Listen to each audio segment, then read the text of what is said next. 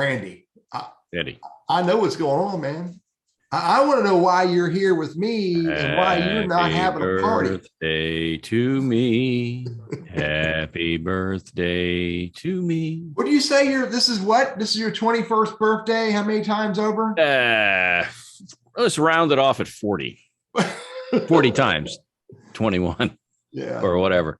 Well, cool. But yeah, well, it's my birthday today. Be hopefully one of the first, even though it's noon, to wish you an absolutely fantastic birthday, buddy. Well, yeah, it's better you than bill collectors. So, that's a good thing. I appreciate that. They'll be calling soon. You and me both. Let me get that. Hey, Randy Wooden with good. It killed my monitor. Did you see the light change?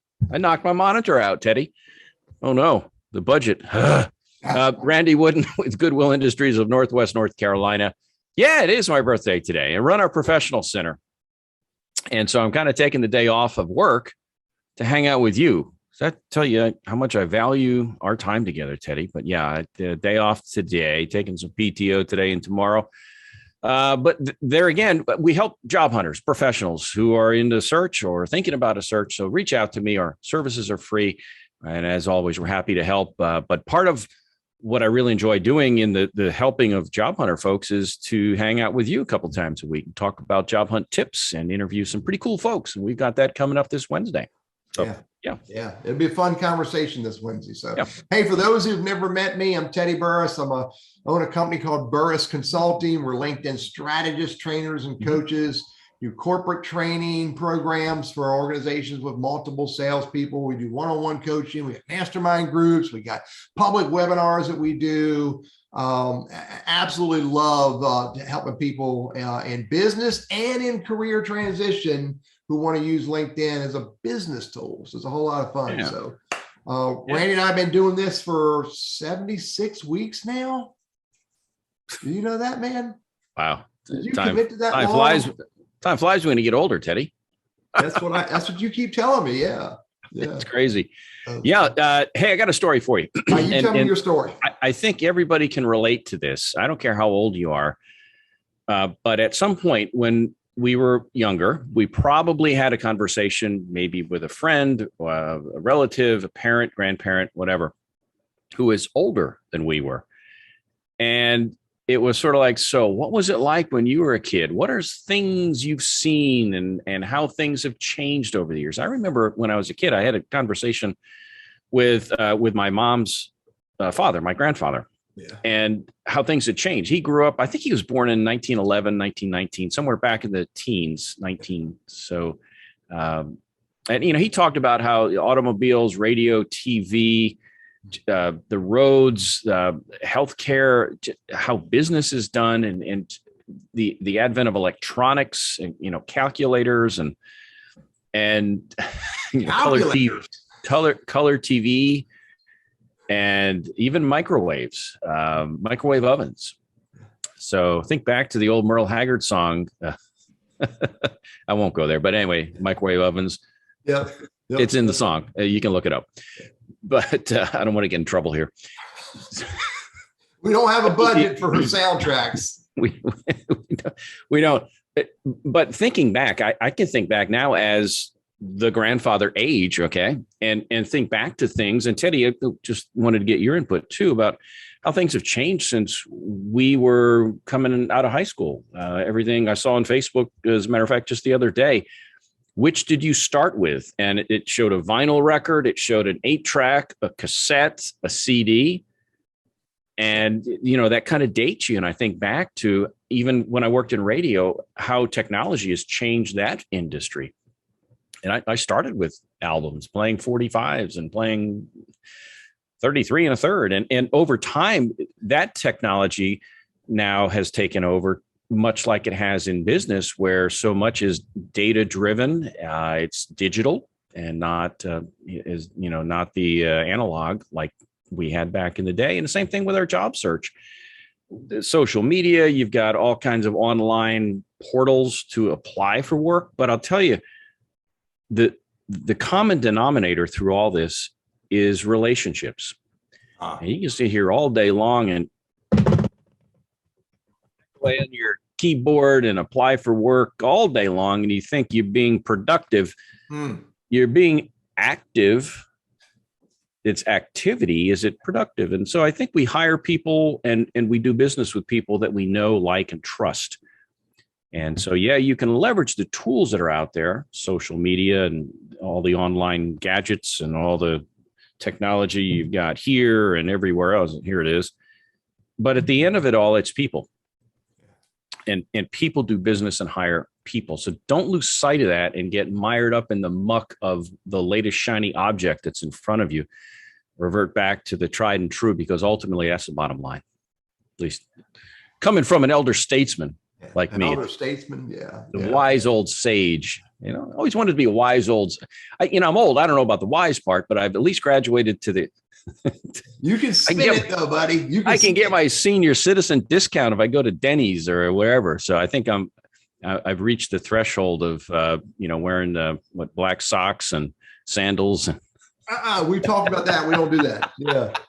So I'm with you. Stretch pants and gold chains and a lot of cologne. All right. So I just don't care anymore. I'll just walk into Walmart and do what I want to do. That's right. Because it's your birthday. You can do what you want today. I can do what I want to do. But it is my birthday. I am, another year older and hopefully got a few more years in me. So, yeah, I'm with you. So, hey, and I'm, you're talking about all the, whiz bang technology. I just recently bought myself, what's it called? Alexa show. It's a little digital Alexa where I can talk to it. I talk to it, Randy. Okay. And every time I say the word Alexa, it pops up and goes, "Hey, what do you want, Teddy?" That would drive my grandfather absolutely bonkers. Can you imagine that? Wow. Yeah. Hey, here's my story. Yeah. It happened this past weekend. Actually, I think it was 2 weeks. It's 2 weekends ago. And I did an article on it. I did a YouTube video and article on it, but I want to share it with everybody now. Watching my granddaughter practice using stilts. Ooh. This is a 7-year-old girl. And the stilts were plastic cups. They're a little round. They're about 4 inches in diameter. They're about 4, maybe 5 inches tall. They got a rope on them, it's in a loop that you can hold the loop and you hold the plastic cups up to the bottom of your shoes and you walk on them. Mm-hmm. And I've done it and I fumble at it. And I'm not allowed to do it anymore because people are afraid I'll break my ankle. Yeah. And I watched this, 7, 8-year-old girl try it and fall, try it and fall, try it and walked a little bit more and fell. She'd walk 3 or 4 steps and fall. Bang her knee, bang her elbow, cry a little bit, ask for us to pay attention to her because she's hurting. But she got back on them and got back on them. She got back on them. I watched her for probably a half an hour. Eventually, Randy, she got to the point where she was walking all over the driveway, up and down the sidewalk, pretty comfortably with very few falls. And here's what was really cool. Not only did she get good at it, but she started to enjoy it. She started laughing. She was smiling ear to ear and she was screaming out, look at me go. That's the magic of practice. It's not that not just that you get good at it, but you start to enjoy it and you want to do it more. Now, that's the story. Here's the relevance. Yep. You need to practice life, whatever it is. Everything that you want to do that you think is relevant and beneficial and can give you value, you're not just going to jump on those little plastic cups and go. You've got to practice. Career transition, building a resume, rebuilding a resume, interviewing, writing cover letters, building your LinkedIn profile, getting introductions, having conversations. This stuff doesn't come out of our heads like that. We have to practice it. Whatever it is that you want to do to achieve what you're trying to do in business and or in career, I call this life, you've got to practice. So Randy, I'm sending you these little plastic stilts. I want you to practice. How about if I just put one on my head and put the strap under here and I'll use that as a birthday hat? Yeah. I could do that. Instead of a lampshade this time. Yeah. Yeah. I got to turn off the smoke alarm too, because last year it lit off the birthday candles, lit off the smoke alarm. Hey, we have a couple of good guests. They're so good. They're making their third appearance on our show. Third appearance. So you think, well, why is that? What new would they, why all that? And so Lisa Lamb with NC Works here in the Triad, and Mike Fenley, who's a field representative for Senator Richard Byrd, are making their third appearance in the grand history of Lunch Conversations with Randy and Teddy. Reason is they have legislative updates. They first appeared a couple, 3 weeks into COVID when we got this thing started. They appeared again around just after election time, around December of 2020, to kind of see, okay, what's the new Congress, the incoming president, where do things stand regarding legislative stuff? And so now fast forward another 9 months or so, where do we stand now in terms of everything from COVID to all the financial backing from the feds has ended? What are the feds thinking in terms of laws and so forth? And also at the state level, what's going on in terms of, again, the job market? Where are we seeing growth, challenges, that kind of a thing? So we'll get an update from Lisa and Mike. That'll be coming up on Wednesday, the 29th, 11:55 behind the scenes, and come loaded with questions and comments for both of them. And they'll get us up to date on where things stand, quite frankly. So that's a good thing. Every once a year, maybe twice a year, we'd like to have them in to keep us up to date. They're good people too. I love talking to Lisa and Mike. They're fun people, and they love to help. Absolutely. Hey, got a quick tip for you, and then I'll throw it to you to give us a tip and take us home. How's that? I'd love to hear what your tip's going to be today, Randy. Well, the other day, I had a conversation with a client who will go unnamed, but they were having trouble with interviews. And long story short, they talk too much. And I'm surprised they could even breathe. I mean, it just was a constant. And they were so energetic and talked so fast. And they, so finally, you'd have to be gentle about this. You can't say, hey, man, come on. But when they ask, you say, is there anything I could do differently? I suggested to them that they may want to be more in tune to what's happening on the other side of the conversation. And so I won't go into excruciating detail, but just suffice to say that if the other person, if you're looking at, even on a Zoom call like this, if you're looking at the other person and they're making comments like, okay, I understand, that makes sense, I see what you mean.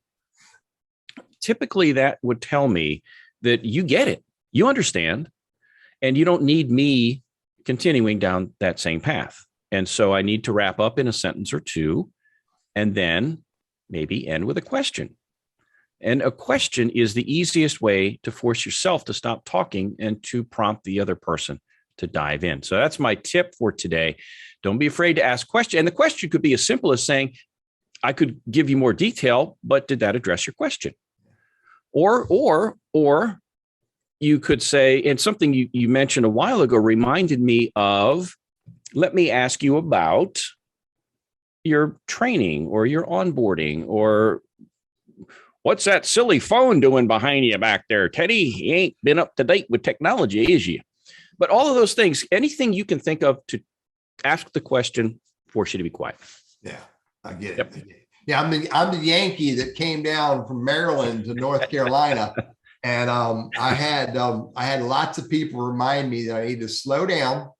I need to use the pause, and I need to get to the point quickly. I get it. So good. That's a good tip. Sometimes I need to be reminded of that myself, buddy. Hey, well, Teddy, it's well intentioned, and that's the thing is we're sitting here on what we feel like is a fount of information, and not everybody is prepared or wants to hear the full story. We need to give them the condensed version more often than not, and allow them to ask us for more information. And that way it's coming as a request and not us just slamming them with a fire hose of info. Yeah. Yeah. There's a little acronym on, I see it on Reddit and Quora and other places often. It's called TL DR. TLDR. And TL stands for too long. And I've always attributed DR to be related to don't read. But it really, what it is too long didn't read. So, but yeah, and when what you're supposed to do is if you're going to write a long story or tell a long story, then you preface it with a TLDR, which is a executive summary. And then in a conversation, you could say, Randy, you want me to tell you the whole story? But you got to, do that little preface up front, and then you can ask permission to tell the whole story. So yeah, I talk too much too. So, hey, here's my tip for the week, Randy. Do what you can do and do it the best you can.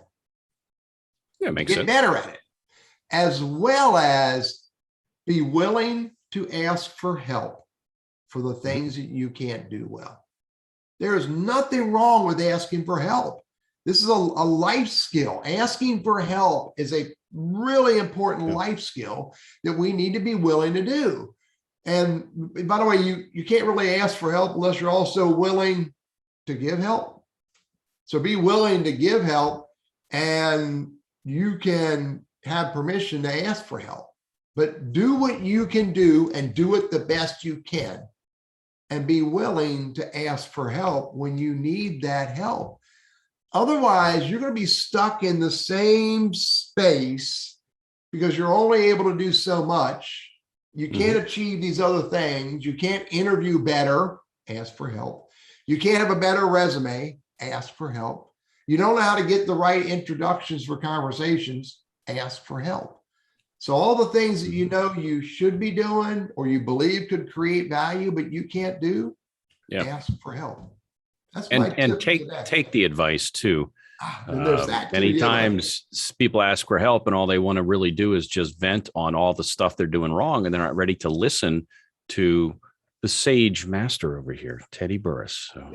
Yeah. Who, by the way, I've learned a long time ago, if I don't ask for help and if I don't accept the advice that I get from people who I trust and respect, I'm making a huge mistake, and that can just mire me down. And they'll quit giving it to you too. Yeah, absolutely. I mean, when I have clients the same way, how can I help with the resume? And I offer a bunch of tips, and next thing I know, 3 weeks go by and they contact me again and go, I need help with my resume. And I say, send the resume, and they haven't made a change. Yeah. And so I think they want me to do it for them. And that was their first mistake, but it is what it is. So Teddy, again, good to talk to you, my friend. We've got a great couple guests coming up on Wednesday.